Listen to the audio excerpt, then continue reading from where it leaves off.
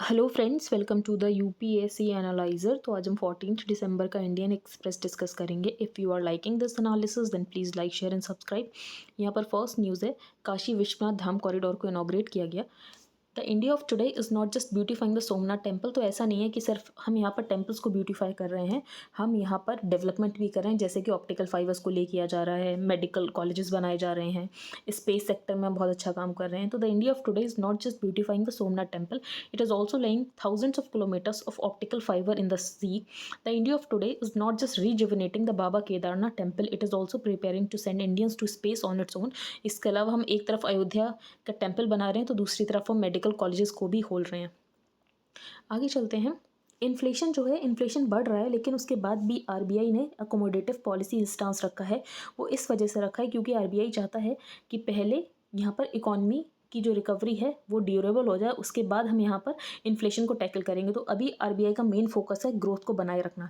तो despite rising consumer prices, the RBI is likely to maintain a pro growth stance to impart durability to the recovery. अब आपको यहाँ पर core inflation और headline inflation में difference पता होना चाहिए। तो जो कोर इन्फ्लेशन होता है वो फूड और फ्यूल को इंक्लूड नहीं करता है, लेकिन जो हेडलाइन इन्फ्लेशन होता है वो फूड और फ्यूल को इंक्लूड करता है। क्लास 10th के पेपर में इंग्लिश में एक पैसेज आया था। तो वो पैसेज कुछ ऐसा लिंक दिखा रहा था कि विमेन के एमेंसिपेशन की वजह से जो पेरेंटल अथॉरिटी है वो कम हो गई है। तो उसके बाद ऐसा हुआ, ये जो पैसेज है ये रेट्रोग्रेड है, ऑफेंसिव टू विमेन है। उसके बाद यहाँ पर इस पैसेज को हटा दिया गया। तो यहाँ पर ये लिंक बनाने की कोशिश कर रहा था between the lack of parental authority in the home and the emancipation of the wife. आगे चलते हैं। यहाँ पर कोई भी इंपॉर्टेंट न्यूज़ नहीं है तो हम यहाँ पर क्वेश्चन डिस्कस करेंगे। यहाँ पर सुप्रीम कोर्ट को लेकर कुछ इश्यूज़ की बात की गई है। तो another demand raised by several members included a division of the supreme court. तो यहाँ पर सुप्रीम कोर्ट का डिवीजन कर देना चाहिए into constitutional court and court of appeals. इसके अलावा जो सुप्रीम कोर्ट है उसकी और बेंचेस बना देनी चाहिए। तो अभी तो सुप्रीम कोर्ट सिर्फ दिल्ली में है, तो उसकी और बेंचेस बना देनी चाहिए इंक्लूडिंग द नॉर्थ ईस्ट। फिर यहाँ पर इंडिया में देखा जाए तो इंडिया में जो जज टू पॉपुलेशन रेशियो वो बहुत ज़्यादा ख़राब है। 21 जजेस हैं पर मिलियन पीपल। अगर हम और कंट्रीज से यहाँ पर कंपेयर करें तो यूके में ये रेशियो है 51 पर मिलियन और यूएस में ये रेशियो है 107 पर मिलियन। इसके अलावा हाई कोर्ट में ये जो सैंक्शन स्ट्रेंथ है उसमें भी बहुत सारी वैकेंसीज है। तो he mentioned that there are 402 vacancies in the high courts and out of total 1098 sanction post. तो यहाँ पर 1098 में लगभग 402 वैकेंसीज हैं। 57 लाख केसेज यहाँ पर वेरियस हाई कोर्ट्स में पेंडिंग है। 75,000 केसेज यहाँ पर सुप्रीम कोर्ट में पेंडिंग है। इसके अलावा यहाँ पर जो जजेस हैं, जो मेंबर्स हैं, उन्होंने ये बात भी मेंशन की है कि यहाँ पर SC ST विमेन का रिप्रेजेंटेशन नहीं है जुडिशरी में। तो several members mention that there are very few women जजेस एंड जजेस फ्रॉम SC ST। तो यहाँ पर आपको कुछ इश्यूज़ पता चल गया है, कहाँ पर रिफॉर्म्स करने की ज़रूरत है वो आपको पता चल गया। आगे हम चलते हैं। Advice to continue moratorium on new engineering colleges, government tells Lok Sabha. तो गवर्नमेंट ने एक रेड्डी कमेटी बनाई थी। रेड्डी कमेटी ने ये बोला था कि 2 साल का मॉरेटोरियम होना चाहिए और कोई भी यहाँ पर नए इंजीनियरिंग कॉलेजेस नहीं खुलने चाहिए। तो it had earlier announced a 2-year moratorium starting 2020-21 on a new engineering institution based on a report by the Reddy committee. अब इस कमेटी से ये पता चला था कि जो कैपेसिटी यूटिलाइजेशन है वो नहीं हो पा रहा है क्योंकि अंडर ग्रेजुएट और पोस्ट ग्रेजुएट में सिर्फ 49.8% ही इनटेक कैपेसिटी वर्सेस एनरोलमेंट। तो सिर्फ 49.8% ही एनरोलमेंट हो रहा है। इसका मतलब ये है हमारी कैपेसिटी तो ज़्यादा पर यूटिलाइजेशन नहीं हो रहा है। तो ऐसे में और इंजीनियरिंग कॉलेजेस की ज़रूरत नहीं है। तो the ban on setting up of a new engineering colleges in the country should continue beyond 2022-23। तो यहाँ पर बैन तो 2 साल का था लेकिन उसको और ज़्यादा बढ़ाया जाएगा, ऐसा कमेटी ने यहाँ पर रिकमेंडेशन दिया है। तो a committee set up by the union government has recommended citing low enrolment in engineering programs.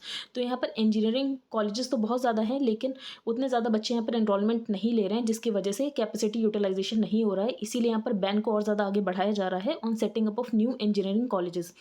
तो ये नई कमेटी बनाई गई थी। तो committee headed by IIT Hyderabad chairman BVR Mohan Reddy has recommended that the moratorium which had come into effect in 2020 should continue barring a few exceptions। तो यहाँ पर जो मोरेटोरियम उसको और ज़्यादा आगे बढ़ाने की बात की गई है। बाकी इस पेज पर कोई भी इंपॉर्टेंट न्यूज़ नहीं है। अब महाराष्ट्र में मुस्लिम्स को यहाँ पर रिजर्वेशन देने की बात की गई है। तो while Maharashtra government is struggling to provide reservation to both Marathas and OBCs, the AIMIM has bowled a googly with a demand for a quota for Muslims in the state. तो यहाँ पर मुस्लिम्स को कोटा दिया गया था, वो ऑर्डिनेंस के थ्रू कोटा दिया गया था, लेकिन जब नेक्स्ट गवर्नमेंट आई तो उसने उस ऑर्डिनेंस को लैप्स होने दिया, जिसकी वजह से जो कोटा है ये आगे नहीं चल पाया। The idea was floated by a Congress NCP government which in 2008 set up a panel. तो 2008 में जब कांग्रेस एनसीपी की गवर्नमेंट पावर में थी तो उन्होंने एक पैनल बनाया था under retired IAS officer Mahmood ur Rahman. अब इस कमेटी की रिपोर्ट से ये पता चला था जो 60% मुस्लिम पॉपुलेशन है महाराष्ट्र में वो पॉवर्टी लाइन से नीचे आती है। सिर्फ 2.2% ही ऐसे लोग हैं जिन्होंने ग्रेजुएशन तक पढ़ रखा है मुस्लिम पॉपुलेशन में। द पैनल रिकमेंडेड, इसलिए पैनल ने रिकमेंड किया था कि 8% रिजर्वेशन मुस्लिम्स को देना चाहिए in education and housing both public and private. तो यहाँ पर 8% रिजर्वेशन देने की बात की गई थी। 2014 में एक ऑर्डिनेंस लेकर आया गया और यहाँ पर 16% रिजर्वेशन मराठास को दिया गया और 5% मुस्लिम्स को दिया गया इन गवर्नमेंट रन स्कूल्स और कॉलेजेस एंड जॉब्स। फिर ये जो डिसीजन है इसको बॉम्बे हाई कोर्ट में चैलेंज किया गया। तो बॉम्बे हाई कोर्ट ने ये जो मराठा वाला रिजर्वेशन था इसे तो कॉश कर दिया, लेकिन यहाँ पर जो 5% कोटा दिया गया था मुस्लिम्स को इन एजुकेशन को, इसे अपहेल्ड किया गया। तो Bombay high court struck down Maratha reservation but allowed a 5% quota for Muslims in education. लेकिन उसके बाद जब नेक्स्ट यहाँ पर गवर्नमेंट आई तो उसने इस ऑर्डिनेंस को लैप्स होने दिया, जिसके चलते जो 5% रिजर्वेशन है हट गया। आगे चलते हैं। India votes against move to enable climate change. अब यहाँ पर एक रेजोल्यूशन था कि जो क्लाइमेट चेंज है उसको यहाँ पर यूएनएससी के अंदर डिस्कस करना चाहिए ऑन द रूटीन बेसिस। तो इंडिया ने इस प्रपोजल के अगेंस्ट वोट किया है। तो as expected India on Monday voted against a draft resolution seeking to create a formal space for climate change related discussions at the UNSC. अब India का ये कहना है कि UNFCCC में यहाँ पर पूरी तरीके से बात हो जाती है, हॉलिस्टिक तरीके से बात हो जाती है। तो इसके बाद यहाँ पर यूएनएससी में भी क्लाइमेट चेंज से रिलेटेड बात हो, ऐसा नहीं होना चाहिए। तो resolution fail through following a veto from Russia. तो यहाँ पर रशिया परमानेंट मेंबर है, रशिया ने तो वीटो कर ही दिया। उसके अलावा India and Russia were the only countries who have oppose the draft resolution. China ने वोट ही नहीं किया, चाइना ने अब्सटेन कर दिया। तो draft resolution sponsored by Ireland and Nigeria sought to enable the security council. तो यहाँ पर आयरलैंड एंड नाइजीरिया ने इस ड्राफ्ट रेजोल्यूशन को स्पॉन्सर किया था और आयरलैंड और नाइजीरिया चाहते थे कि सिक्योरिटी काउंसिल पे रूटीन डिस्कशन हो क्लाइमेट चेंज को लेकर, लेकिन इंडिया ने बेसिकली इसके अगेंस्ट वोट किया है। आगे चलते हैं। अब यहाँ पर एक प्ली गई थी हाईकोर्ट में कि जो प्राइम मिनिस्टर की जो फोटो है वैक्सीन सर्टिफिकेट के ऊपर वो नहीं होनी चाहिए।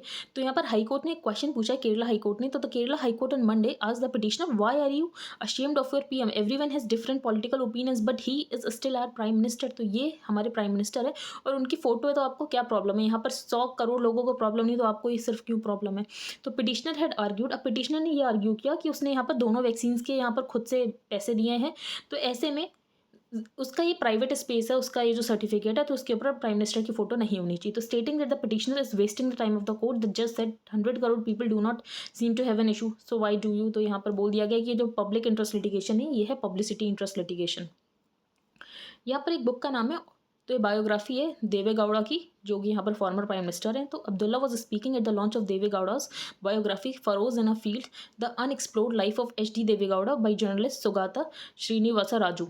तो ये आपको पता होना चाहिए, बस ज़्यादा इंपॉर्टेंट नहीं है। खैर, अब यहाँ पर मिस यूनिवर्स इंडिया से बनी है और ये 3rd time miss universe India से बनी है। तो इससे पहले 1994 में सुष्मिता सेन, 2000 में लारा दत्ता, और ये यहाँ पर 3rd यूनिवर्स है जो कि इंडिया से बनी है। तो miss universe title for India after 21 years, और इनका नाम है हरनाज संधू। तो ये आप देख सकते हैं, हरनाज संधू। आगे चलते हैं।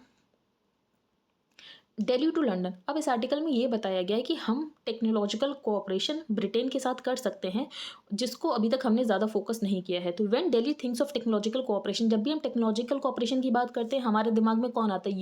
US, Europe, Japan. हमारे दिमाग में कभी यहाँ पर ब्रिटेन नहीं आता है। तो रशिया जो है, रशिया के साथ तो टेक्नोलॉजिकल कोऑपरेशन करने का कोई मतलब नहीं है, क्योंकि सिविलियन टेक्नोलॉजीज़ में रशिया इतना ज़्यादा अच्छा नहीं है। डिफेंस टेक्नोलॉजी में तो रशिया अच्छा है, लेकिन सिविलियन टेक्नोलॉजीज़ में रशिया इतना अच्छा नहीं है। चाइना टेक्नोलॉजिकल पावर्स में काफ़ी आगे बढ़ रहा है, लेकिन चाइना के साथ तो बात ही नहीं हो सकती, क्योंकि चाइना बहुत ही ज़्यादा एक्सपेंशनिज्म को यहाँ पर फोकस करता है, जिसके कारण जो चाइना के रिलेशंस है वो किसी भी कंट्री के साथ ठीक नहीं है। तो China has risen to the top ranks of technological powers, but president Xi Jinping's expansionist policies have put Beijing at odds with not only the west but also India. तो इंडिया के साथ भी यहाँ पर स्टैंड ऑफ चल रहा है। तो चाइना के साथ ऐसे में टेक्नोलॉजिकल कोऑपरेशन करना तो बनता नहीं है। The missing link in India's technological mind space. तो टेक्नोलॉजिकल माइंड स्पेस में हमारे दिमाग में एक बात ये नहीं है कि हम यूनाइटेड किंगडम के साथ यहाँ पर टेक्नोलॉजिकल कोऑपरेशन कर सकते हैं। This is surprising since Britain was the first nation to industrialize and has a long tradition of scientific research. तो ब्रिटेन को देखा जाए तो ब्रिटेन का काफ़ी पुराना ट्रेडिशन है साइंटिफिक रिसर्च को लेकर, टेक्नोलॉजिकल डेवलपमेंट को लेकर। With top ranking universities in the golden triangle of science and innovation, London, Oxford and Cambridge, Britain is one of the world's top technological powers. Britain जो है 3rd rank पे आता है, just after China and ahead of Russia world cyber power index में। India brings up the जो India है वो cyber power index में 21 आता है और ब्रिटेन यहाँ पर 3rd आता है। तो हम ब्रिटेन के साथ यहाँ पर टेक्नोलॉजिकल कोऑपरेशन तो कर ही सकते हैं। दिस ईयर वीपो ने भी रैंक किया है ब्रिटेन को 4th in the global innovation index, और इंडिया यहाँ पर 46th में आता है। तो यहाँ पर भी हम टेक्नोलॉजिकल कोऑपरेशन कर सकते हैं। मीनवाइल ब्रिटेन को भी अभी कॉपरेशन की ज़रूरत है क्योंकि पोस्ट ब्रेग्जिट हुआ है, ब्रिटेन भी पार्टनर्स की खोज में है। तो meanwhile post Brexit Britain is looking for solid international partners to retain its position at the top of a global order. Reflecting an India that has grown out of its colonial blues, the Narendra Modi government is far more self-assured in dealing with Britain. अब Britain को हम ऐसा ना देखें कि हमारे farmer ruler रहे हैं, नहीं, हमें इक्वल की तरह ब्रिटेन को ट्रीट करने की ज़रूरत है, हमें कॉलोनियल ब्लूज से बाहर आने की ज़रूरत है। तो इंडिया आफ्टर ऑल, जो इंडिया है वो 1 या 2 साल में ब्रिटेन की जीडीपी को पीछे छोड़ देगा। तो India after all is well set to overtake Britain in aggregate GDP rankings in a year or 2। IMF projections का ये कहना है, अभी देखा जाए जीडीपी तो इंडिया का जो नॉमिनल जीडीपी है वो $2.9 ट्रिलियन है और ब्रिटेन का $3.1 ट्रिलियन है। तो 1-2 साल में जो ब्रिटेन है वो हमसे पीछे चला जाएगा।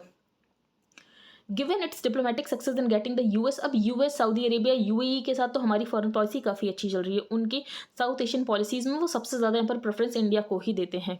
तो दिल्ली को यूके को भी ऐसे ही टर्न अराउंड करना है कि यूके के लिए भी हमें यहाँ पर पहली प्रेफरेंस हो। Meanwhile the steady relative decline of Pakistan, अगर पाकिस्तान के साथ पहले यूके के काफ़ी अच्छे रिलेशंस थे लेकिन पाकिस्तान का भी लगातार डिक्लाइन हो रहा है, तो ऐसे में हमें कोशिश करनी चाहिए कि हम ब्रिटेन के साथ अपने टेक्नोलॉजिकल कोऑपरेशन और ज़्यादा अच्छे करें। अगर ब्रिटेन की यहाँ पर कंडीशन देखी जाए तो ब्रिटेन यहाँ पर 5th लार्जेस्ट इकॉनमी है, यूएन सिक्योरिटी काउंसिल का परमानेंट मेंबर है, मेजर फाइनेंशियल सेंटर है, टेक्नोलॉजी और एजुकेशन में काफ़ी आगे है।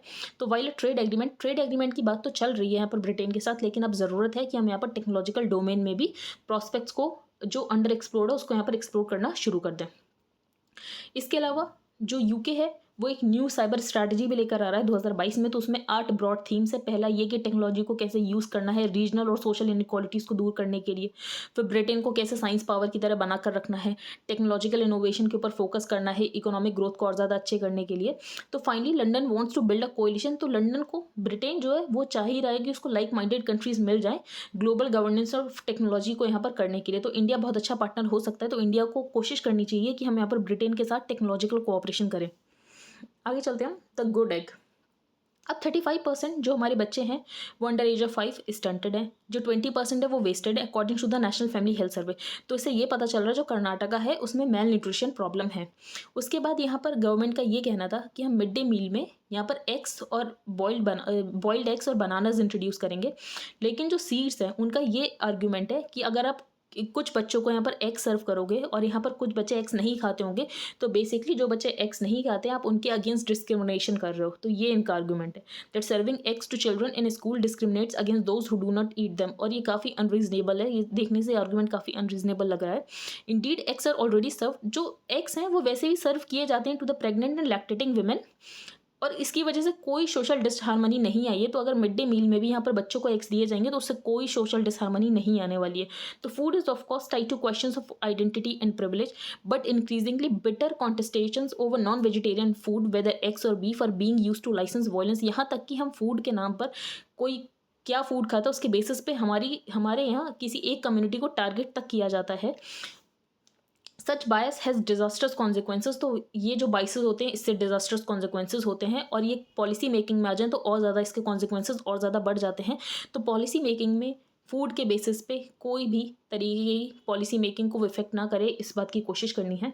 आगे हम चलते हैं सिलेबस फॉर डूअर्स। तो इसमें यह बताया गया है कि जो हमें पढ़ाया जाता है और जो सोसाइटी की रियलिटी वो उससे बहुत अलग होता है। तो the instruction imparted in schools today is beyond the grasp of most students and is detached from their lifes. तो जो हमें आसपास दिखता है उसके बेसिस पे हमें कुछ पढ़ाया ही नहीं जाता। फॉर एग्जाम्पल इरीगेशन की प्रॉब्लम है, लेकिन इंजीनियरिंग में किसी को ये नहीं बताया जाता कि इरीगेशन की ये प्रॉब्लम्स आपको कैसे सॉल्व करना है। जो स्टूडेंट्स हैं क्लास 10th के उनको यहाँ पर सीरीज पैरेलल रेजिस्टेंस पढ़ाया जा रहा है, डीसी मोटर कैसे काम करती है ये पढ़ाया जा रहा है, लेकिन रियलिटी ये जो 50% बच्चे हैं क्लास 8th स्टूडेंट्स को उनको सही से डिवीजन करना भी नहीं आता। ये हमें असर रिपोर्ट से पता चला है 2016-18 की। अब इससे क्या फ़र्क पड़ता है अगर आप उनको कोई ऐसी चीज़ पढ़ाओ जो कि उनकी लाइव्ड रियलिटी से बाहर है, तो इसकी वजह से जो इंटेलेक्चुअल डेवलपमेंट है वो नहीं हो पाता। तो directly a difficult engineering education that is detached from people's lived reality. तो इंजीनियरिंग एजुकेशन का जो सिलेबस है वो लोगों के लाइव रियलिटी जो वो जी रहे हैं उस रियलिटी से बाहर है, जिसकी वजह से उनका पुअर इंटेलेक्चुअल डेवलपमेंट होता है। तो आपने देखा होगा बहुत सारे लोग इंजीनियरिंग कर लेते हैं लेकिन उसके बाद भी कोई इंजीनियरिंग से लेकर प्रॉब्लम होती है तो उसको सॉल्व नहीं कर पाते हैं। तो it also ends up leaving unattended numerous gaps. अब जैसे इरिगेशन है, तो इरिगेशन को लेके हमें प्रॉब्लम पता है, एग्रीकल्चर को लेकर हमें प्रॉब्लम्स पता है कि यहाँ पर इलेक्ट्रिसिटी सब्सिडाइज़ दी जाती है, जिसके कारण यहाँ पर जो डिस्कॉम्स हैं, वो यहाँ पर क्वालिटी ऑफ सर्विस इंप्रूव नहीं करते हैं, क्योंकि उनको पता है कि यहाँ पर सब्सिडाइजेशन हो रहा है, इनएफिशिएंसी है, ग्राउंड वाटर डिप्लीशन है, पुअर पावर क्वालिटी है। लेकिन इसके सॉल्यूशंस क्यों नहीं है हमारे पास? अगर हम इतने सारे यहाँ पर इंजीनियर्स प्रोड्यूस कर रहे हैं, तो इन सारे प्रॉब्लम्स के तो सॉल्यूशन होने चाहिए, और इनके सॉल्यूशंस बहुत आसान है, लेकिन हम अपने स्टूडेंट्स को ऐसे पढ़ाते ही नहीं है जो वो लाइव रियलिटी में कुछ समझे, उसको लेकर कोई सोल्यूशन निकाले। एक एक्सरसाइज की गई थी उम्बरदा बाजार को लेकर, तो ये महाराष्ट्र में है। उसमें 190 पंप कनेक्शंस थे। पता चला ये जो पंप कनेक्शन है काफ़ी हैपहाज़र्डली कनेक्टेड है, जिसकी वजह से सही से इलेक्ट्रिसिटी सप्लाई नहीं हो पा रही। तो simple set of rules was apply to find a restructure design. फिर इसकी डिज़ाइन को रीस्ट्रक्चर किया गया, और उसकी वजह से यहाँ पर 59 अनकनेक्टेड वेल्स को यहाँ पर पानी प्रोवाइड किया गया। तो ये बहुत आसान सोल्यूशन है, लेकिन इसके बाद भी हम इतने छोटे छोटे सोल्यूशंस नहीं निकाल पा रहे हैं। तो such redesigning can be done by an electrical engineering with basic capabilities. तो यहाँ पर जो इलेक्ट्रिकल इंजीनियरिंग हो और उसके पास सिर्फ बेसिक कैपेबिलिटीज़ हो, तो वो भी इस रीडिज़ाइनिंग को कर सकता है। लेकिन उसके बाद भी हम इतनी छोटी छोटी वोस के अपने सोल्यूशन क्यों नहीं निकाल पा रहे हैं? तो प्रॉब्लम ये है कि हमारी एजुकेशन सिस्टम ही ऐसा है। तो एजुकेशन सिस्टम में कुछ चेंजेस करने की ज़रूरत है, कॉन्टेक्चुअलाइज लर्निंग करने की ज़रूरत है, application to real engineering problems. तो basically local problems context based learning करने की ज़रूरत है। ये नहीं कि कुछ भी पढ़ा लें जो कि रिलेटेड भी नहीं है, और जो भी पढ़ रहे हैं बच्चों, उसको यहाँ पर रियल लाइफ में अप्लाई करने की ज़रूरत है, हैंड्स ऑन लर्निंग करने की ज़रूरत है, रीजनल प्रॉब्लम्स को लेकर कि ऐसी यहाँ पर सॉल्यूशंस निकले, रीजनल प्रॉब्लम्स को लेकर यहाँ पर सॉल्यूशंस निकले। तो यहाँ पर जो हमारे यहाँ पढ़ाई होती है सिर्फ रट कर एग्जाम दे दो, ऐसा करने की ज़रूरत नहीं है। बच्चों में क्रिटिकल थिंकिंग डेवलप करने की ज़रूरत है। तो all of this indicates a move away from deep theoretical education to a practical broad based one. तो यहाँ पर जो थ्योरेटिकल एजुकेशन उसे मूव करने की ज़रूरत है to a practical broad based one. आगे चलते हैं। अब सीबीएसई कैसे पेपर सेट करता है, क्वेश्चंस कैसे ये ऐसे दे रहा है, तो ये देख लेते हैं। अब सीबीएसई में इस साल 2 क्वेश्चंस देखे गए। क्लास 12 के सोशियोलॉजी एग्जाम में एक क्वेश्चन ये आया था, जो 2002 के गुजरात में जो गोधरा इंसिडेंट्स हुआ था वो किसकी कार्यकाल में हुआ था। फिर दूसरा क्वेश्चन अभी मैंने आपको इंग्लिश में बताया कि इनके इंग्लिश के पैसेज में एक क्वेश्चन ये आया कि इमेंसिपेशन ऑफ वुमेन की वजह से जो पेरेंटल अथॉरिटी है वो डिक्लाइन हुई है। तो ऐसे क्वेश्चंस क्यों आ रहे हैं जो कि ऑफेंसिव है? तो यहाँ पर ये बताया गया कि पेपर क्वेश्चन कैसे सेट होता है, क्वेश्चन पेपर। तो यहाँ पर 2 पैनल्स बनाए जाते हैं, एक पेपर सेटर्स के, एक मॉडरेटर्स के। बहुत सारे पेपर सेटर्स होते हैं, बेसिकली एक ही यहाँ पर सब्जेक्ट के लिए लगभग 10-12 पेपर आते हैं। फिर उसमें से कोई भी पेपर सेलेक्ट कर लिया जाता है रैंडम। तो यहाँ पर पेपर सेटर वाले को भी नहीं पता होता उसका पेपर यहाँ पर सेलेक्ट हो रहा है नहीं हो रहा है। यहाँ पर मेन जॉब होती है मॉडरेटर की। जब यहाँ पर पेपर सेटर के थ्रू पेपर चला जाता है, फिर मॉडरेटर है, मॉडरेटर बस क्वेश्चन को चेक करता है कि कहीं कोई क्वेश्चन ऐसा तो नहीं जो सब्जेक्ट के अगेंस्ट कुछ बात कर रहा है। तो according to the bylaws the moderator should ensure that each question paper has been set according to the syllabus of the subject, blueprint, design and text book. तो यहाँ पर मॉडरेटर का काम होता है, और ये जो मॉडरेटर है यही पेपर यहाँ पर देता है टू द सीबीएसई। फिर सीबीएसई में जो कंट्रोलर जनरल होता है वो कोई भी पेपर रैंडमली यहाँ पर उठा लेता है। तो Ganguly set the controller of examination randomly picks up sets of question paper to be finally used. अब इतनी कॉन्फिडेंशियलिटी इसीलिए रखी जाती है ताकि यहाँ पर पेपर लीक ना हो। इसीलिए यहाँ पर कंट्रोलर ऑफ एग्जामिनेशन को भी नहीं पता होता कि क्या क्वेश्चन है। यहाँ पर पेपर सेटर को भी नहीं पता होता कि उसका ही पेपर सेलेक्ट होने वाला, मॉडरेटर को भी नहीं पता होता। मॉडरेटर ने तो सारे पेपर जो भी पेपर सेट किए गए सारे पेपर को चेक करता है। अब ऐसा क्यों देखने को मिल रहा है कि कुछ ऐसे क्वेश्चंस देखने को मिल रहे हैं जो कि यहाँ पर ऑफेंसिव है। तो उसके लिए यहाँ पर सीबीएसई ने बोला हम अपने प्रोसेस को वापस से देखेंगे कि हम अपने प्रोसेस में कहाँ पर इंप्रूवमेंट कर सकते हैं कि ऐसे क्वेश्चंस ना आए जो कि ऑफेंसिव हो। अगर इस बार देखा जाए तो सिग्निफिकेंट चेंजेस भी किए गए एग्जामिनेशन को लेकर। तो यहाँ पर एग्जामिनेशन 2 बार हो रहा है इस बार। इसके अलावा जो एग्जामिनेशन है वो मल्टीपल चॉइस क्वेश्चन पे बेस्ड है।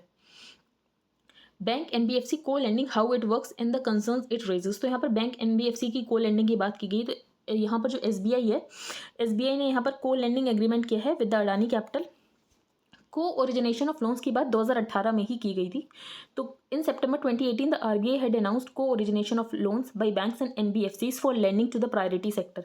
फिर इसके बाद को लेंडिंग मैकेनिज्म आया। तो primary focus of the revised scheme rechristened as co lending model was to improve the flow of credit, ताकि जो फ्लो ऑफ क्रेडिट है वो इंप्रूव हो सके। यहाँ पर अगर डिफॉल्ट भी होता है लोन में तो यहाँ पर जो भी लॉस हो वो यहाँ पर एनबीएफसी भी शेयर कर लो और यहाँ पर थोड़ा लॉस बैंक भी शेयर कर ले। तो ऐसे में ये को ओरिजिनेशन का मैकेनिज्म लेकर आए, को लेंडिंग का मैकेनिज्म लेकर आए। इंटरेस्टिंगली अब आरबीआई की गाइडलाइन ये बोलती है कि यहाँ पर जो इंटरफेस होगा, जो कस्टमर के साथ यहाँ पर टैकल करेगा, तो वो एनबीएफसी होगा। तो interestingly the RBI guidelines provide for the NBFC to be the single point of interface for the customers. लेकिन यहाँ पर मेनली ये बोला गया है, जो 20% शेयर होगा इंडिविजुअल का, वो ही ज़रूरत है कि एनबीएफसी के पास बस 20% होना चाहिए, उससे ज़्यादा ना भी हो तो चलेगा। तो यहाँ पर जो मेन लोन दे रहा है वो तो बैंक है, 80% तो यहाँ पर बैंक को ही देना है, सिर्फ 20% यहाँ पर एनबीएफसी को देना है। तो ऐसे में एनबीएफसी को क्यों यहाँ पर बात करने दी जा रही है as an interface to the customer? यहाँ पर बैंक को ज़्यादा फोकस करना चाहिए ना। तो interestingly the RBI guidelines provide for the NBFCs to be the single point of interface for customers and to enter into loan agreements with borrowers. तो in fact well the banks fund the major chunk of the loan, तो यहाँ पर जो 80% loan है वो तो banks fund कर रहे हैं, तो यहाँ पर एनबीएफसी क्यों बोरोवर को डिसाइड कर रहा है? तो ये सारी प्रॉब्लम्स है। और अगर पिछले समय में देखा जाए तो बहुत सारे यहाँ पर एनबीएफसी फाइनेंस फर्म्स हैं जो कि कोलैप्स हुए हैं, जैसे कि IL&FS। और इसकी वजह से अभी एक ये रिकमेंडेशन था कि जो कॉर्पोरेट हाउसेज है उनको यहाँ पर बैंक का लाइसेंस दे देना चाहिए। तो आरबीआई ने इसको लेकर कोई भी डिसीजन नहीं दिया। यहाँ पर जो एनबीएफसीज होते हैं, एनबीएफसी ज़्यादातर यहाँ पर कॉर्पोरेट फर्म्स की ही होती हैं। तो ये जो एनबीएफसीज हैं, इसके चलते यहाँ पर जो कॉर्पोरेट फर्म्स हैं उनको लेंडिंग करने का, डायरेक्ट को लेंडिंग अरेंजमेंट्स में आने का मौका मिल रहा है। तो they now have more opportunities on the lending side through direct co lending arrangements. आगे चलते हैं। यहाँ पर एक पावर प्लांट है जो कि इंडिया चाहता था उसे मिल जाए, पर यहाँ पर यूएस को मिल गया है। तो युगा दनावी पावर प्लांट ये श्रीलंका में है, और श्रीलंका ने 40% स्टेक दे दिए हैं यहाँ पर यूएस की कंपनी न्यू फोर्ट्रेस को। तो 2017 में मेमोरेंडम ऑफ अंडरस्टैंडिंग साइन भी हो गया था, लेकिन उसके बाद फिर ये कभी ऑपरेशनलाइज ही नहीं हुआ। तो ये हम चाहते थे हमें मिल जाए, लेकिन ये इन्होंने दे दिया यूएस को। आगे चलते हैं। चाइना जो है अपने BRI जो इनिशिएटिव है उसमें काफ़ी कम इन्वेस्टमेंट कर रहा है। 2019 से देखा जाए तो 54% जो इन्वेस्टमेंट है वो फॉल हुआ है। अब इन्वेस्टमेंट क्यों फॉल हुआ है? वो इसीलिए क्योंकि चाइना को सारे कंट्रीज टारगेट कर रहे हैं कि डेट ट्रैप करने की कोशिश कर रहा है। और चाइना को भी ये पता है अगर वो इतना ज़्यादा इन्वेस्टमेंट कर देगा तो ये जो कंट्रीज़ है ये नहीं चुका पाएंगे। तो ऐसे में चाइना फिर क्या करता है? चाइना फिर अपने ऊपर ले लेता है, जैसे कि हमन टोटा पोर्ट यहाँ पर चाइना ने लीज पर ले लिया। तो ऐसे में फिर बाकी कंट्रीज बोलते हैं चाइना डेट ट्रैप कर रहा है। तो इसी के चलते यहाँ पर जो चाइना है वो इन्वेस्टमेंट कम कर रहा है। इसके अलावा यूएस ने भी एक इनिशिएटिव यहाँ पर बात की थी कि हम बिल्ड बैक बेटर लॉन्च करेंगे। तो बिल्ड बैक बेटर वर्ड तो BBW, और हम यहाँ पर फाइनेंसिंग करेंगे लेकिन ट्रांसपेरेंट मैनर में करेंगे, ना कि चाइना की तरह जो चाइना इतनी ओपेक तरीके से यहाँ पर फंडिंग करता है। इकॉनमी को लेकर यहाँ पर जो ग्रोफर्स है, तो ग्रोफर्स ने अपने आप को यहाँ पर रीब्रांड कर लिया है टू ब्लिंकिट। आपको ई कॉमर्स तो पता होगा, क्यू कॉमर्स क्या होता है? तो क्विक कॉमर्स की जो भी आपने ऑर्डर किया वो 10 से 30 मिनट के अंदर आपके पास आ जाए। तो क्विक कॉमर्स और Q commerce wherein the promise of deliveries within 10 to 30 minutes of ordering is the unique selling proposition. अब ये लोग क्या करते हैं? ये लोग अपने छोटे छोटे यहाँ पर वेयर हाउसेस बना लेते हैं। एक बड़ा वेयर हाउस तो होगा इनका आउटस्कर्ट्स में, लेकिन ये लोग छोटे छोटे वेयर हाउस बना लेंगे जो कि डिलीवरी पॉइंट के आसपास होंगे, ताकि ये लोग बहुत जल्दी से जल्दी यहाँ पर डिलीवरी कर सकें। LIC एक प्लान लेकर आया धनरेखा। अब ये जो LIC का प्लान है ये काफ़ी इंक्लूसिव है। तो there are special premium rates for female lifes. The plan is allowed to third gender and all benefits under the plan are fully guaranteed. तो यहाँ पर जो धनरेखा है LIC का प्लान है जो कि यहाँ पर इंक्लूसिव है। आई होप आपको आज का न्यूज़पेपर समझ आए। If you like the video then please like share and subscribe. Thank you and have a nice day.